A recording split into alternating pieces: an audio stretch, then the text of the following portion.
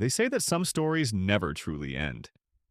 They linger in the shadows, whispered among those who remember and buried beneath the weight of silence. This is one of those stories. It all started on the outskirts of Dayton, Ohio, in a forgotten industrial compound where the rust had long claimed the walls and the nights carried the heavy scent of lost time. A man named Joe worked there, not in the usual sense. Joe was a night janitor, but to call him that was to miss everything that made him different. Every evening, like clockwork, Joe would punch in at precisely 11:31 p.m. Not 11:30, not 11:32, always 11:31. The other workers joked about his perfect timing, calling him Old Precision Joe. He never responded, only nodded once and continued on his path, a quiet shadow moving through the decaying halls. Joe was tall, with a slight stoop, silver hair clinging stubbornly to his scalp like memories refusing to fade.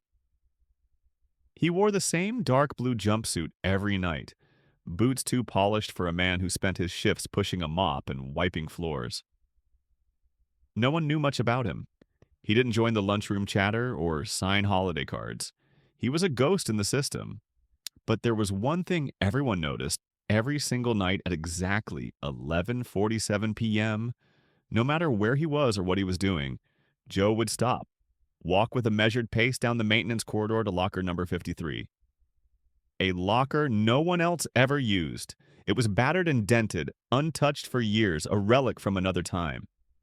He'd unlock it with a small brass key, open it silently, and stand there in front of it for exactly 42 seconds. Not a second more, not less. Then he would close it, lock it again with the same care, and walk away without a word. No one ever asked what was inside. No one wanted to know. It was as if that locker held a boundary between Joe's world and the rest of ours. I was new there, fresh out of community college, and unsure about what I wanted from life. I took the graveyard shifts at the plant to pay the bills, thinking it would just be a phase.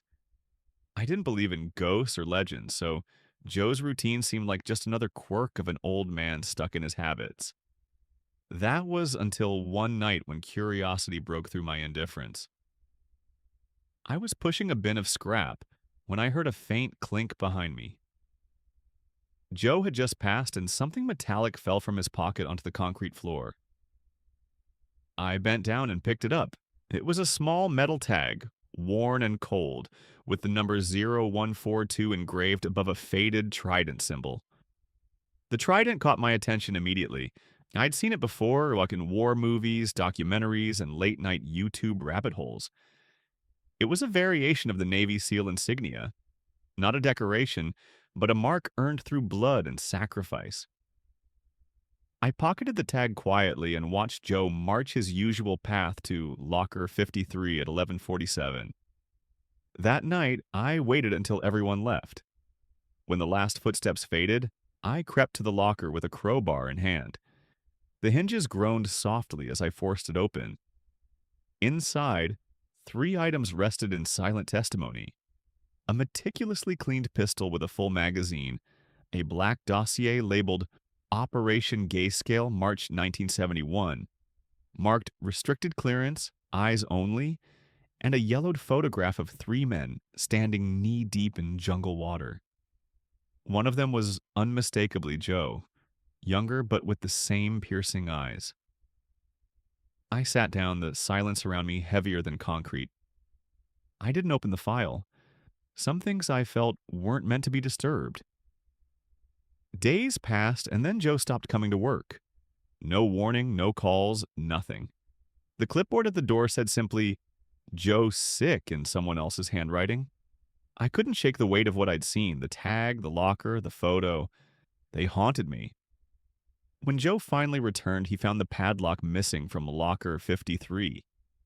He stopped cold, his eyes searching mine. He didn't scold or ask questions. Instead, he pulled the metal tag, 0142, from his pocket and pressed it into my hand. Then, with the quiet authority of a man who once led others through hell, he said, "Delta Protocol. Survive. Observe. Wait." and then he walked away. After that, I began noticing things like how Joe always kept his back to the wall, never used a phone, scanned every exit like he was still dodging danger, and how other veterans nodded respectfully whenever he passed. That nod was a silent message. I see you, I remember. The legend of Locker 53 was no longer a joke but a lesson. A lesson in silence and legacy. I stopped mocking. I started listening. I never cried again, but I started carrying that tag. And in time, I realized that some stories aren't told, they're trusted. From that moment on, the nights at the plant were never quite the same. The old locker, once just an overlooked piece of rusted metal, had become a symbol, a silent gateway to a past most of us couldn't imagine. I began paying closer attention to Joe's every move. The way his eyes flickered at shadows, the tight grip on his mop handle when footsteps echoed too close, the way he seemed to weigh every decision before acting. One night, curiosity got the better of me again. After my shift ended, I found myself walking the same corridor, following the faint echo of Joe's boots, tracing the route he took without a word. It was as if I was walking into his memories, step by step. At the locker, I noticed something I hadn't before. A small scratch on the corner of the brass key, fresh and deliberate, as if someone had tried to mark it. I ran my fingers over it, feeling the cold metal, imagining the hands that once held it in the thick jungles and unforgiving night operations. I wanted to ask him so many questions about the war, the men in the photo, the secret mission. But Joe was a fortress, silent and unyielding. Instead, I started leaving little notes in the locker, short messages, simple words like, "I'm listening," "You're not alone." I didn't expect a reply, but slowly, something changed. One evening, Joe looked at me with something close to a nod of approval. The faintest hint of a smile tugged at the corner of his mouth, as if he finally realized I wasn't just some kid poking around. He started talking, not much, just fragments, memories of a mission that had haunted him for decades. "Operation Grayscale," he said once, voice low and steady. "The mission that never ended." He told me about the jungle, the heat, the silence broken only by gunfire and whispered commands. About men who disappeared and secrets buried under the canopy of trees and years. He spoke of Delta Protocol, a code to survive, observe, and wait for the right moment. As Joe shared pieces of his past, I understood the weight he carried, the sacrifices unseen, the battles fought long after the guns went silent. But with that understanding came respect, a respect deeper than words. Because Joe wasn't just a janitor, he was a guardian of memories, a keeper of legacies, and a man whose silence spoke louder than any battle cry. Joe's stories grew deeper with each passing night. One cold, silent evening in that maintenance corridor, standing before the locker, he spoke almost in a whisper. 1971. Deep in the heart of Southeast Asia, in the jungle it began. Operation Grayscale. Secret, deadly, woven with death at every turn. I was part of the Delta team. Our orders were clear. Move unseen, observe the enemy, gather intel, survive at all costs. No engagements. Just survive.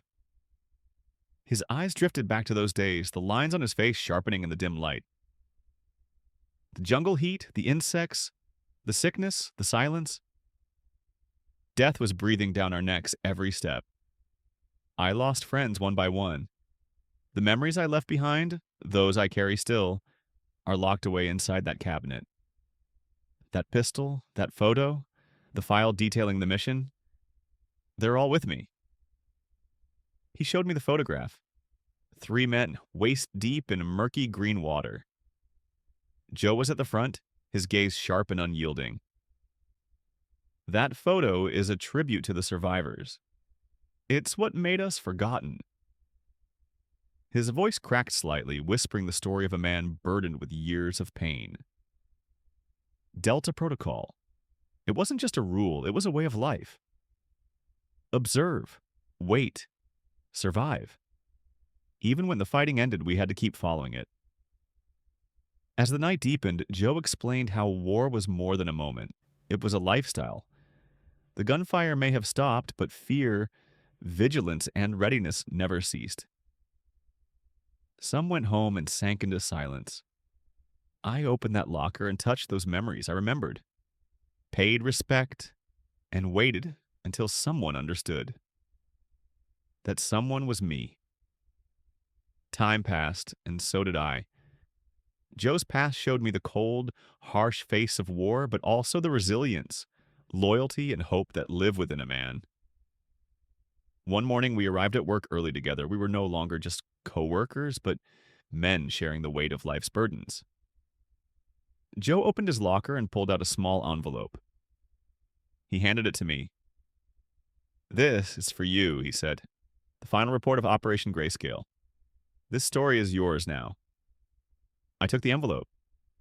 Inside were pages, maps, photographs, notes, a life written in silence, the quiet legacy of a hero. You will tell this story.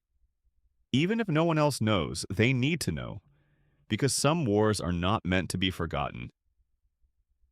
In that moment, the weight in Joe's eyes lightened, but on my shoulders, a new and heavy responsibility settled. And now, I tell it.